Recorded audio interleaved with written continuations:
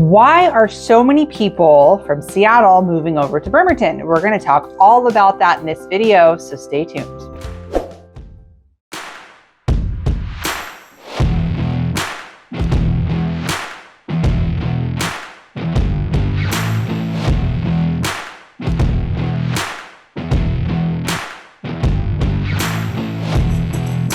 What's up, everybody? It's Cassandra Lopez with the Living in Bremerton channel. If you're new to the channel, you're going to want to go ahead and subscribe. This channel is all about living in Bremerton.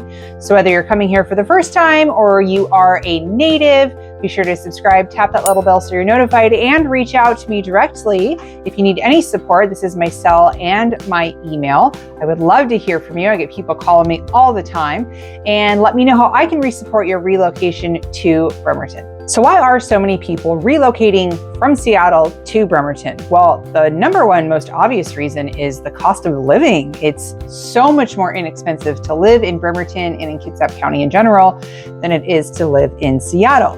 The median price point for a home in Bremerton right now is about $425. And in Seattle, you could buy the same home, median price point, for about $850 to $875. So we're talking just about double for the same house.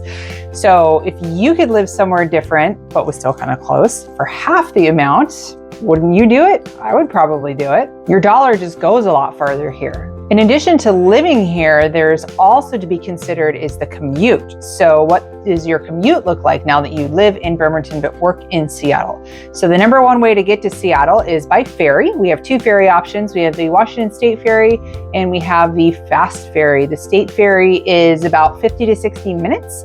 Fast Ferry is about 25 to 30 minutes. The Fast Ferry runs 3 sailings in the morning and 3 sailings in the afternoon, so commuter hours. You do have to have a reservation for that one, so be sure to plan ahead. The Seattle State Ferry is just a walk on. You can just walk right on. It's free from Bremerton to Seattle. There's a fee coming from Seattle back to Bremerton. And if your commute is about an hour anyway, whether in the car or on a train or by bus, I mean, wouldn't you rather sit on the ferry anyway? Plus, the State Ferry is large enough that you can get your steps in and do laps during the sailing. I think sitting on a ferry for 50 minutes versus on a gridlock freeway for 50 minutes is far preferable, don't you? Another reason people are moving from Seattle to Bremerton is they just want to escape the big city hustle and bustle. If you've ever lived in a city, I mean, you can attest it's never really quiet. There's a lot of noise pollution. There's a lot of light pollution. You're used to looking at the stars. You're not going to be able to see that as much in Seattle or any big city. So, you know, coming over to Bremerton, we're a lot quieter. We're a little bit more rural. I mean, we still have a good downtown vibe feel. We still have a good community feel. There are some noises here and there, like if you live near the shipyard, you're going to hear the crane operations, you're going to hear the loudspeakers, you're going to hear stuff like that.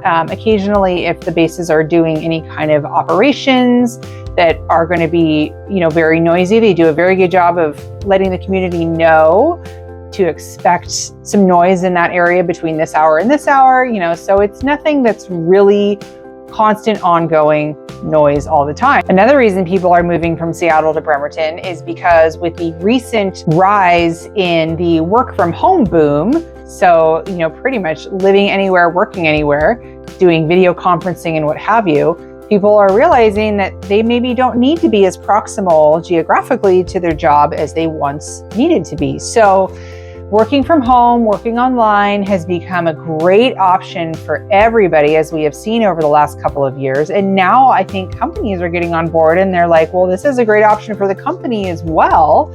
And so everyone is kind of getting the idea that I could live anywhere and work completely different location.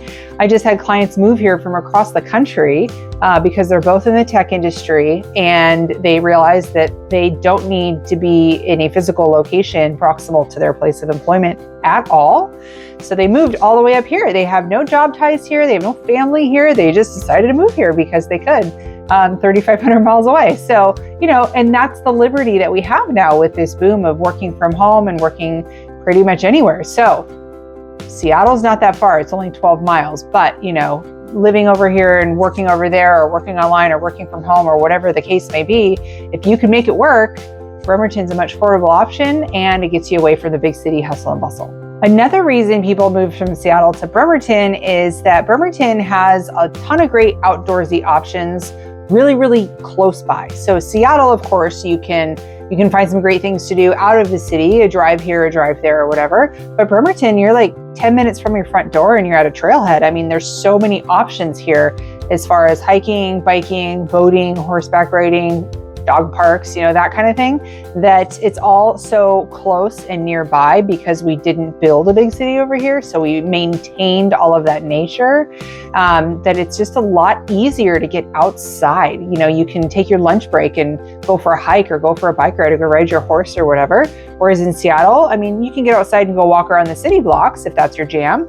But if you like to be in nature like I do, then it's a really great option. Right here in Bremerton, we have the Uland Tree Farm. So that's actually a private property. It's not state-owned or county-owned or anything like that. It's a family who runs a tree farm, and they've opened it up to the public for walking and hiking and jogging and bike riding and horseback riding.